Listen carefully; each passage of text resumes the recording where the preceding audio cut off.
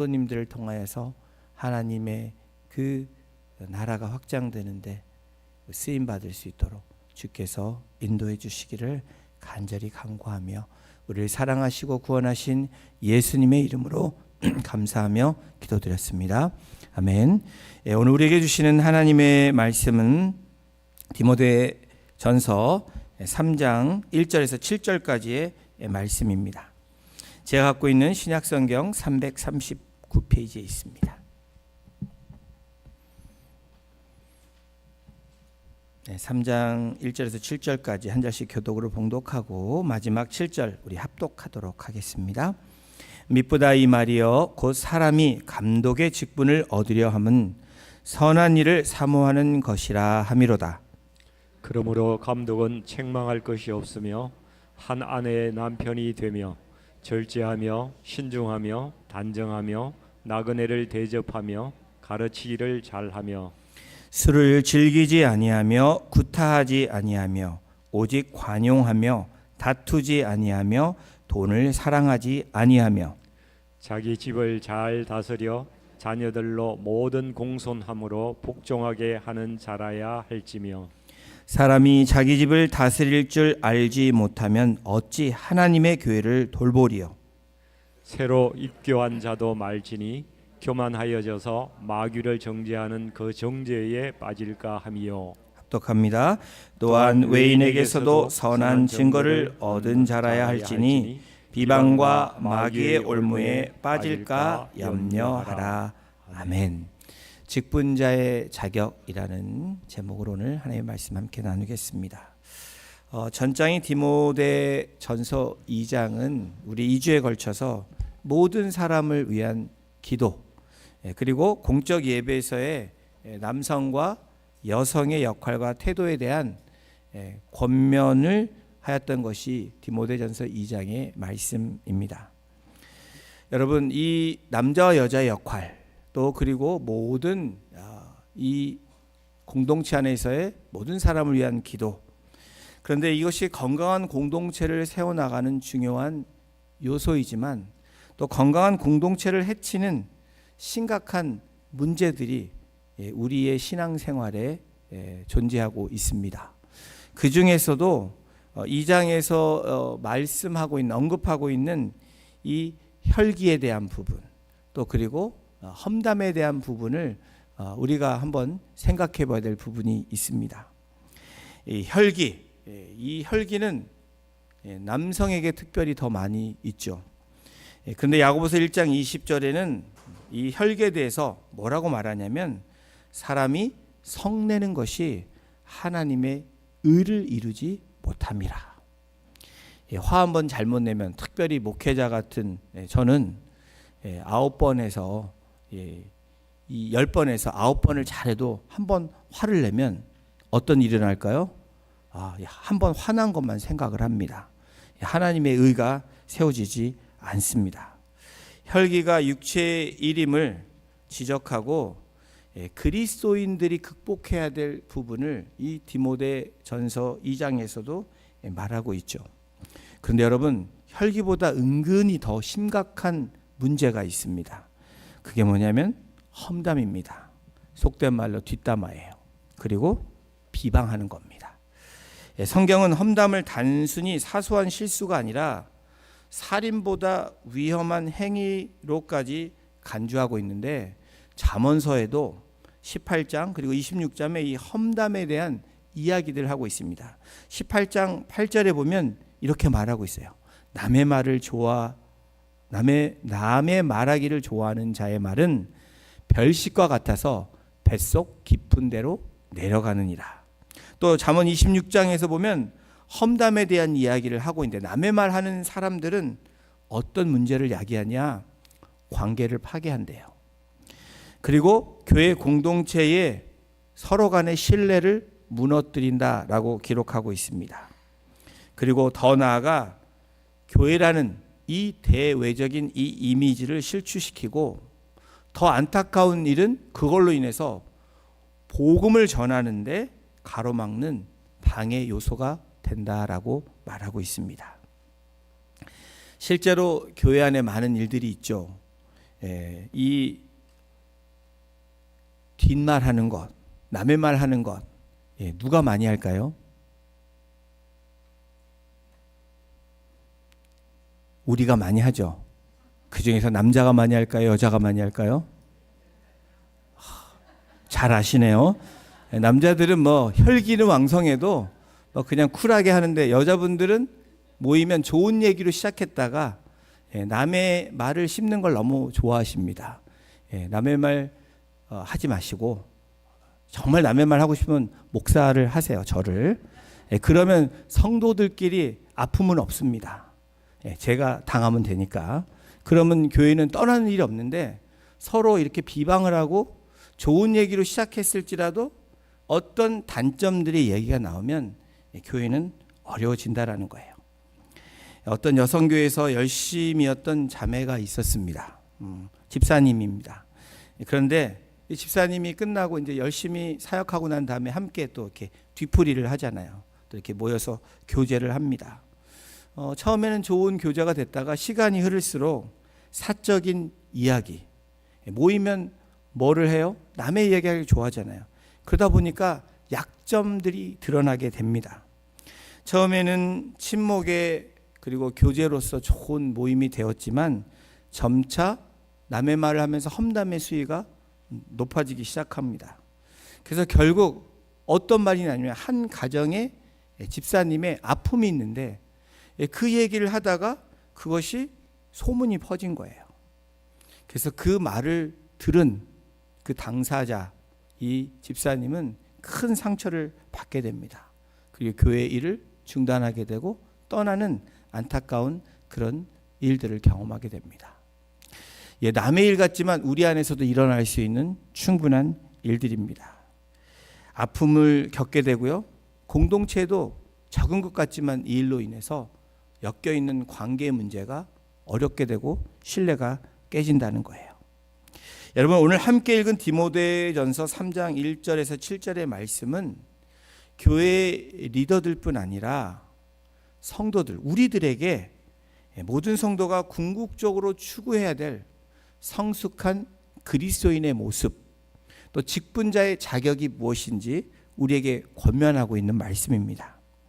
이 말씀은 우리 각자의 삶의 자리, 특히 가정과 사회 속에서 신앙의 진정성이 어떻게 드러나야 되는지를 가르쳐주고 있는 교훈이 담겨 있는 말씀입니다. 1절이 이렇게 시작을 합니다. 우리 1절 함께 같이 읽어보겠습니다.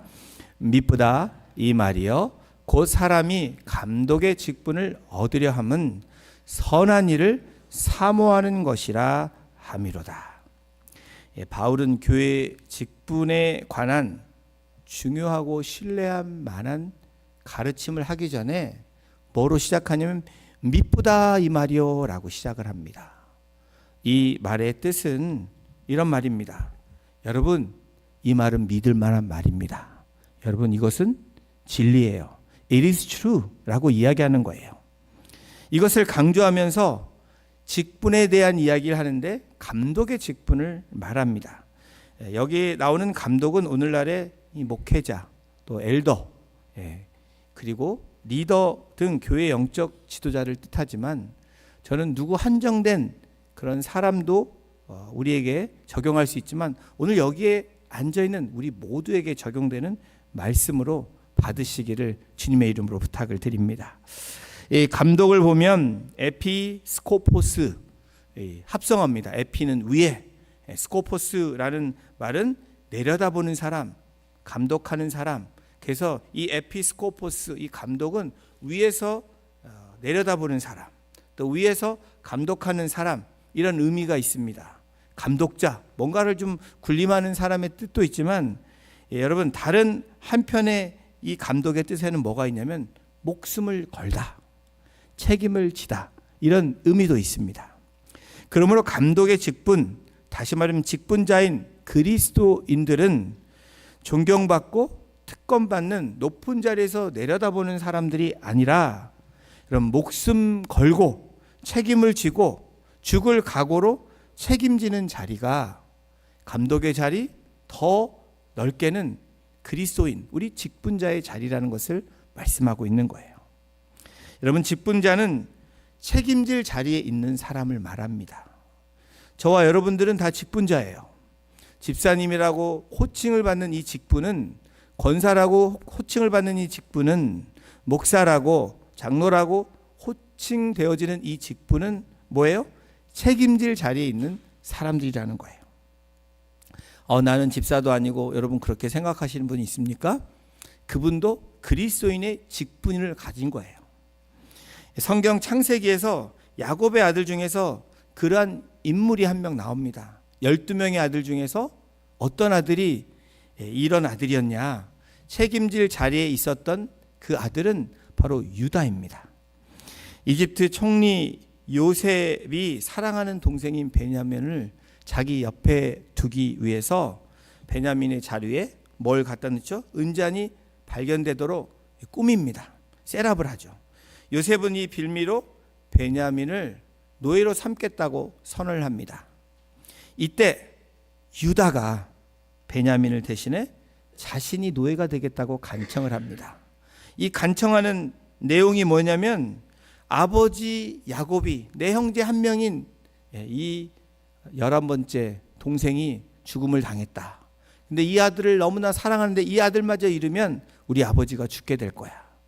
이런 이야기로 호소를 합니다. 그래서 자신을 희생함으로 아버지의 생명을 지키고 동생을 구하겠다는 책임질 자리에 서 있었던 사람이 유다인 거예요. 이 간절한 탄원으로 인해서 요셉이 마음이 움직이죠. 자신의 정체를 밝히게 되는 결정적인 계기가 되는 사건입니다. 여러분, 이 모습에서 유다의 직분은 고난과 책임을 지는 자리, 그 자리가 유다의 자리였고, 오늘 이 본문으로 돌아와서 직분자의 자리가 그렇다라는 거예요. 교회 안에서의 힘든 자리, 어려운 자리, 죽을 자리가 직분자의 자리라는 거예요. 목회자가 그렇고, 안수집사, 목자, 우리 천사, 권사님들, 팀장님들, 그리고 여기 앉아있는 그리스도인인 우리 성도님들이 바로 직분자라는 거예요. 내가 그런 자리를 가겠습니다 라고 말하는 게 직분자의 이 모습이라는 겁니다. 또한 이 직분은 뭘 얘기하냐면 선한 일을 사모하는 사람의 자리다라고 이야기합니다. 감독뿐 아니라 모든 사람이 직분을 얻으려 함은 선한 일을 사모하기 위함이다라고 1절에 밝히고 있습니다. 1절 후반부 다시 보시겠어요? 직분을 얻으려 함은, 직분을 받은 우리들은 선한 일을 사모하는 사람들이다 라고 말하는 거예요. 여기서 선한 일에 대한 이 헬라어 원어를 보면 단순히 좋은 행위라는 것을 넘었습니다. 이 좋은 행위를 넘어서 고귀하고 영광스러운 일을 하는 거예요. 훌륭하고 존경받을 만한 일을 하는 것이 바로 선한 일이라고 말합니다. 마태복음 19장에 어떤 사람이 예수님께 와서 다음과 같이 질문을 합니다. 내가 무슨 선한 일을 해야 영생을 얻을 수 있습니까? 라고 우리 주님께 묻습니다. 그랬더니 마태복음 19장 17절에 예수님이 이렇게 답변을 하세요. 우리 함께 이 말씀 읽어보겠습니다. 예수께서 이르시되 어찌하여 선한 일을 내게 묻느냐? 선한 이는 오직 한 분이시니라. 네가 생명에 들어가려면 계명들을 지키라. 선한 일은 뭐라고 말씀하세요? 우리 주님이 하나님의 일이라고 말해요. 하나님이 선하신 분이다.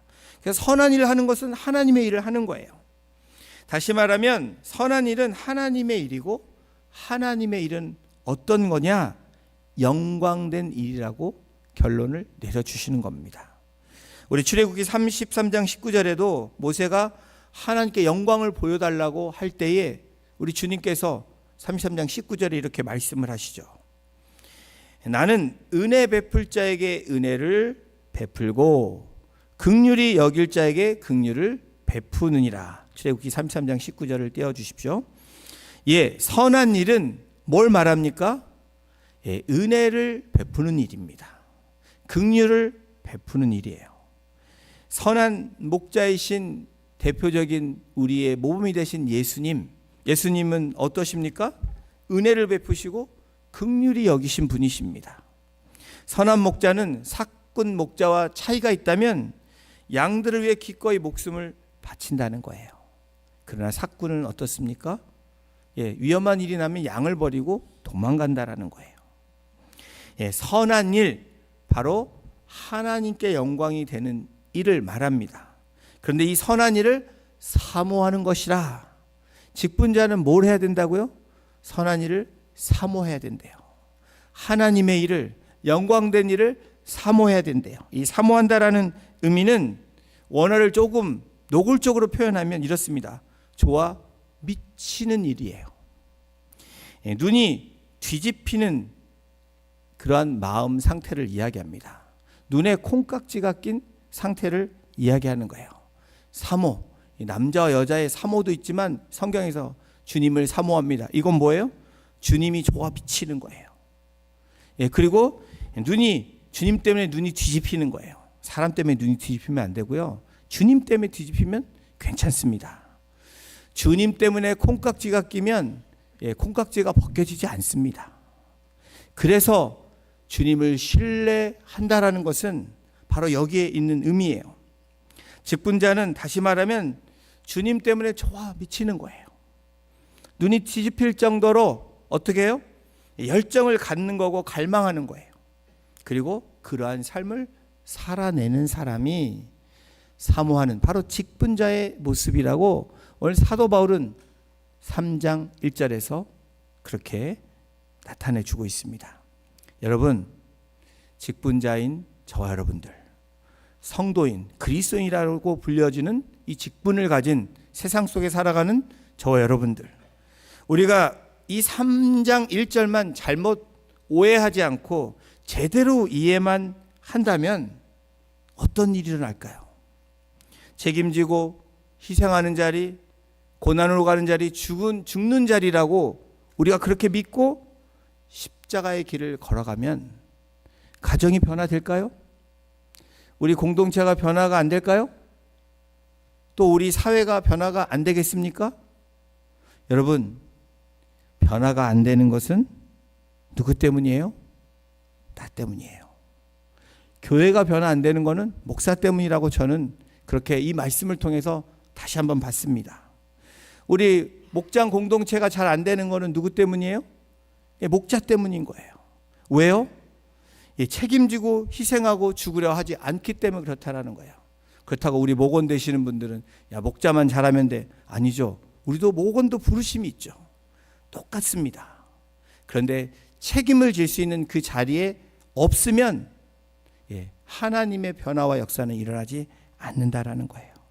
오늘 바울 사도가 디모데에게 이와 같은 직분자로 살아가기 위한 기본적인 이 조건에 대해서 언급하고 있는데 저는 오늘 이 3장을 4가지로 함께 나눠보려고 합니다. 직분자의 중요한 첫 번째는 뭐니 해도 뭐니가 아니라 성품이라는 거예요. 인격이에요. 성품과 인격이 우리 그리스도인이 우선이 돼야 된다라고 말하고 있는 겁니다. 디모데전서 3장 2절 3절을 우리 함께 같이 읽어보겠습니다. 시작. 그러므로 감독은 책망할 것이 없으며 한 아내의 남편이 되며 절제하며 신중하며 단정하며 나그네를 대접하며 가르치기를 잘하며 술을 즐기지 아니하며 구타하지 아니하며 오직 관용하며 다투지 아니하며 돈을 사랑하지 아니하며. 여러분, 우리 말씀 2절 3절 읽었습니다. 여러분, 이 말씀이 은혜가 되십니까? 아니면 아이고 이런 생각이 드십니까? 감독의 자격으로 책망할 것이 없으며 라고 시작을 합니다. 그리고 절제하고 신중하고 단정하라고 얘기해요. 그리고 성품적 덕목을 언급하면서 또 3절에는 구타하지 말고 폭력을 행하지 말고 관용으로 다투지 않고 돈을 사랑하지 말래요.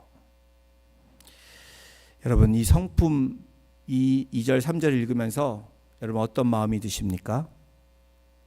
저는 이 성품 2절 3절을 읽으면서 주여라는 생각이 먼저 들었습니다. 되는 것도 있지만 안 된다라는 게 확실히 되어지는 저의 모습을 보게 된 거죠. 여러분, 이 성품은 하루아침에 만들어지는 것이 아니라는 것을 깨닫게 됩니다. 끊임없는 훈련이 우리에게 필요한 거예요.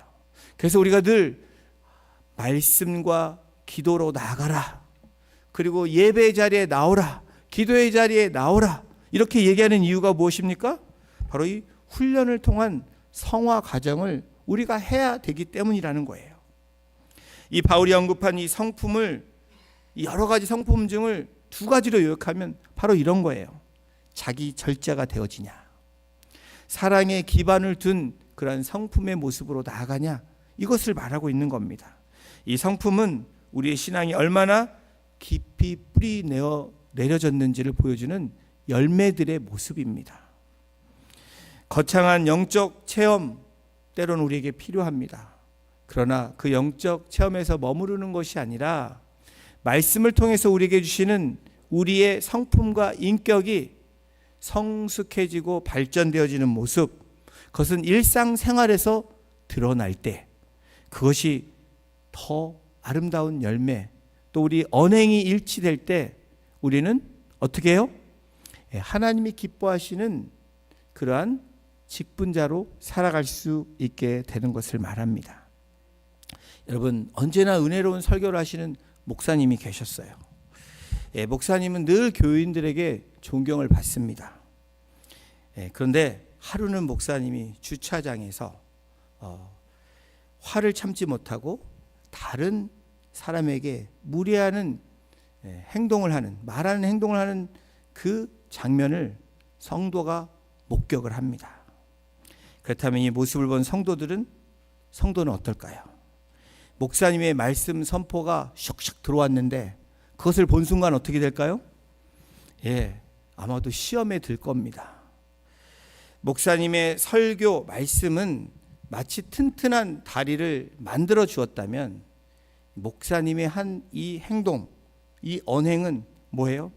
그 다리를 무너뜨리는 그 일을 한 결과가 됩니다. 목사님의 예를 들었지만 여러분, 우리의 삶에서 다 그렇지 않나요? 우리가 정말 어렵게 기도해가지고 교회로 한번 초청을 했는데 우리의 삶에서 나타나는 모습이 그런 인격 결함이나 성품의 모자란 부분이, 그런 연약한 부분을 우리가 나타내므로 시험에 들게 하는 일들이 우리에게 있다라는 거예요. 진정한 영성은 화려한 은사나 능력이 아니라 일상 생활 속에서 드러나는 인격과 성품이라는 것을 보여주는 좋은 예입니다. 특히 인내와 겸손과 청빈한 태도는 우리 그리스도인의 삶에서 매우 중요하다라는 거예요. 여러분이 어떤 일을 말로 하지 않아도 살아내는 그 성품과 인격이 있으면 전도하기가 훨씬 쉽다라는 겁니다. 고대 이집트 사막에서 금욕적인 삶을 살며 영적인 그런 수도 생활을 하는 사막의 이 교부들이 있었습니다. 데저트 파더들이라고, 그 중에서 메세라는 한 인물이 있었습니다. 어느 날 그는 자신에게 부족한 덕목인 이 겸손을 훈련하기 위해서, 또 오래 참음을 훈련하기 위해서 원로 교부에게 찾아가는 거예요. 그래서 원로 교부에게 질문을 합니다. 교부님, 가서 제가 이렇게 삶을 살아보니까 너무 힘듭니다. 이렇게 겸손과 저의 이 성품을 훈련하기 위해서 어떤 덕목을, 어떤 훈련을 해야 됩니까? 라고 도움을 요청합니다. 이때 원로 교부는 뭐라고 얘기하냐면 이런 어사이먼을 줍니다. 가서 물이 담긴 깨진 항아리를 채우라는 그런 요구를 하는 거예요. 그 숙제를 내줍니다. 사실 여러분, 깨진 항아리에 물을 붓는다는 것은 불가능합니다. 아니, 가능하지만 채워지지 않는다라는 거예요. 하지만 이 원로 교부의 말을 들은 이 메세가 그 말을 들은 즉시 순종함으로 계속 그 일을 하는 것입니다. 지나가던 동료 수도사들이 하루는 그냥 넘겼는데 계속 그 일을 하는 것을 보고 한심한 듯이 비웃기 시작을 합니다. 그런데 이 메세는 그 일을 묵묵히 계속 행하는 거예요. 긴 시간이 얼마쯤 흘렀을 때 원로 교부가 이 메세를 찾아서 옵니다. 메세에게 묻습니다. 아직도 깨진 항아리를 물에 채우니? 라고 묻습니다. 그랬더니 이 메세가 뭐라고 얘기하냐면 아직도 저는 그 일을 하고 있습니다 라고 대답을 합니다. 그러자 원로 교부는 뭐라고 얘기하냐면 그 항아리가 바로 내 마음이다 라고 답을 해줬다고 합니다. 여러분, 우리의 이 인품, 인격 또 성품은 우리가 하루아침에 이루어지지 않은 거죠. 설령 깨어져 있는 이 항아리와 같지만 그것이 우리의 마음이라면 우리는 매일매일 어떻게 해야 된다고요? 물을 붓는, 성령으로 물을 붓는 그 삶을 살아내야 되는 거예요. 말씀으로 우리를 채우는 그 일을 해야 되는 거예요. 기도로 우리가 그것을 채워나갈 때 하나님께서 우리를 만들어 가시고 인도해 가심을 경험하게 될 거라는 겁니다. 인내와 겸손을 배우고 교만을 꺾을 수 있었던 이 메세의 모습처럼 오늘 우리의 삶에서 성품과 인격을 세워나가시는 우리 성도님들 한 분 한 분 되시기를 주님의 이름으로 축원합니다. 직분자의 이 성품에 대해서 얘기했을 뿐 아니라 사도 바울이 디모데에게 가정생활에 대해서 말하고 있습니다. 3장 4절을 보시면 이렇게 말합니다. 자기 집을 잘 다스려 자녀들로 모든 공손함으로 복종하게 하는 자라야 할지며, 그러면서 5절에 부가 설명을 하는데 사람이 자기 집을 다스릴 줄 알지 못하면 어찌 하나님의 교회를 돌보겠느냐라고 말합니다. 교회를 돌보기 이전에 먼저 자신의 가정을 돌볼 수 있는, 세울 수 있는 사람이 되는 것이 직분자의 모습이라고 이야기합니다. 가정을 잘 다스린다는 것은 여러분 어떤 모습이에요? 힘으로, 그 억압으로 하는 것이 아니라 사랑과 존경으로 질서를 세워 나가는 모습을 말합니다. 자기 집을 잘 다스려 자녀들로 모든 공손함으로 복종하게 하는 자, 이것이 감독의 역할, 직분자, 아니 우리 성도들, 우리들의 모습이 되어야 된다라고 말합니다. 여러분, 신앙인들에게는 두 개의 문이 있다라고 말을 합니다. 두 개의 문이 뭐냐면 교인들에게 열려있는 앞문이 있고요, 가족들에게 열려있는 뒷문이 있다고 해요. 앞문으로는 사랑과 헌신, 거룩함을 나아가는 문으로 들어갑니다. 그런데 뒷문으로는 뭘 하냐면 짜증과 무관심이 가득한 다른 모습에 있다라는 거예요. 이것을 생각해 볼 때 우리에게 두 문이 있을까? 여러분, 우리에게는 문이 하나여야 돼요. 들어가도 똑같고 나가도 똑같은 문, 바리새인적인 속과 겉이 다른 사람이 아니라 그런 문으로 들어갈 수 있는, 주님 좁은 문, 바로 하나의 문으로 들어갈 수 있는 그런 그리스도인이 될 때 온전한 직분의 역할을 감당할 줄로 믿습니다. 여러분, 신앙의 진정성은 사람들 눈에 보이는 앞문이 아닙니다. 보이지 않는 우리 일상의 삶의 뒷문이고, 가까운 사람들과 지내는 우리의 삶이 더 중요함을 말합니다. 앞에서 보여지는 것이 중요한 것이 아니라 그 뒤에 따르는 우리의 삶이 더 중요함을 말하고 있는 거예요. 교회에서 완벽한 그리스도인처럼 보이지만 가정에서 배우자와 자녀들에게, 우리 이웃들에게, 친구들에게 그리스도인의 사랑과 오래 참음, 인내를 보이지 않는다면, 그러한 성품과 인격이 우리가 실천되지 않는다면 어떻게 될까? 여러분, 우리 하나로 끝나는 것이 아니라 교회의 복음의 문이 닫히는 것이고요, 더 나아가 하나님의 영광을 가리는 일이라고 사도 바울은, 그래서 가정을 세우는, 가까이 있는 사람을 위해서 존경받고 그것을 세우는 사람이 되라 라고 말하고 있는 거예요. 그러면서 세 번째로 뭘 얘기하냐면 성숙함에 대해서 말합니다. 이 성숙함은, 영적 미숙함은 위험함을 또한 말하고 있는 거예요. 디모데전서 3장 6절에 이렇게 말합니다. 새로 입견 자도 말지니 교만하여져서 마귀를 정죄하는 그 정죄에 빠질까 함이요.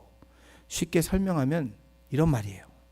새로 교회에 등록한 사람을 리더로 세우지 말라라는 이 의미도 있습니다. 그러면서 교만해지기 쉽기 때문에 신앙의 깊이가 아직 부족한 사람들이 어떤 자리를 갖게 되면 교만이 생기기 쉽기 때문에, 그래서 마귀를 정죄하는 그 정죄에 빠질 수 있기 때문에 그렇게 하지 말라라는 그러한 교훈입니다. 이 말씀은 단순히 직분을 맡길 때의 지침을 넘어서 영적 지도자가 되었을 때의 또는 중요한 우리의 태도를 말하고 있는 거예요. 여러분, 이 직분은 섬기기 위한 것이지 자신을 드러내고 자신의 파워를 쓰는 자리가 아니라는 것을 말하고 있는 겁니다.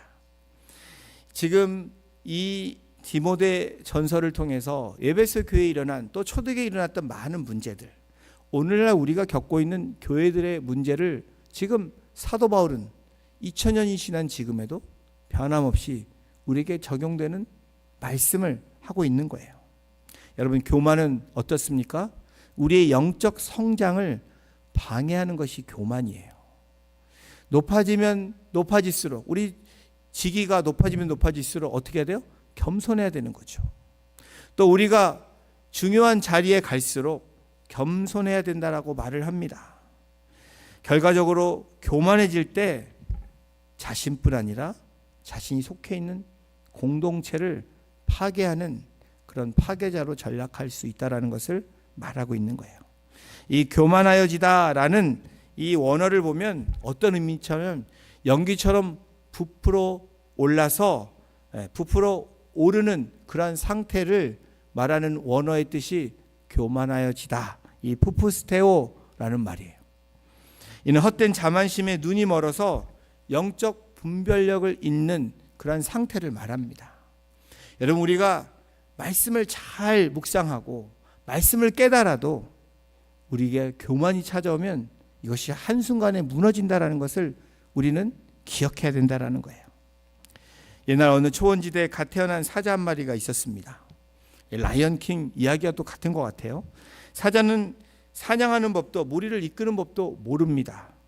그런데 이 사자에게는 힘센 아버지가 있어서 저절로 초원에서 자기가 마치 이 왕처럼 그렇게 느껴지고 그렇게 행동을 합니다. 그래서 어린 사자에게 또 굽실거리는 동물들을 보면서 이렇게 생각을 하는 거예요.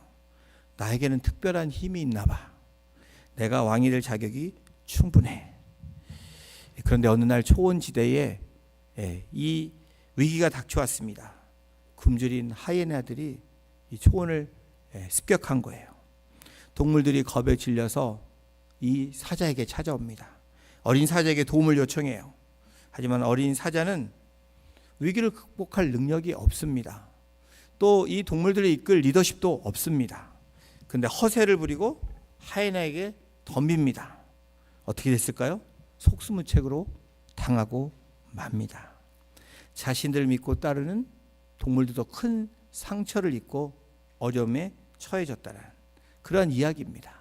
여러분, 이 동물의 세계 같지만 우리가 이 리더십을 볼 때에 또 우리의 공동체에서 리더로 또 우리가 세움받은 하나님의 직분자라고 생각할 때 여러분, 우리에게도 똑같은 적용의 말씀이라는 거예요. 여러분, 나는 리더가 아닌데요? 아니죠. 가정에서 여러분 리더지 않습니까? 어디에 가면 여러분들 리더 역할을 하지 않나요? 다른 데 몰라도 가정에서는 그렇다라는 거예요. 그러면 어떻게 됩니까? 우리는 그 단순히 열정만으로 그 위치만으로 채울 수 없다라는 거예요. 충분한 영적 성숙이 필요하다라는 겁니다. 또 그와 함께 하나님 앞에 겸손함으로 섬겨야 된다라는 거예요. 사랑하는 성도 여러분, 이러한 성숙함이 우리 성도님들 삶 가운데 일어나시기를 주님의 이름으로 축원합니다. 그러면서 일상의 삶에 대해서 말합니다. 삶의 여행에서 증명되어야 된다는 것을 말하고 있어요. 디모데전서 3장 7절에 이렇게 말하고 있습니다. 또한 외인에게서도 선한 증거를 얻은 자라야 할지니 비방과 마귀의 올무에 빠질까 염려하라. 부르심을 받은 사람들,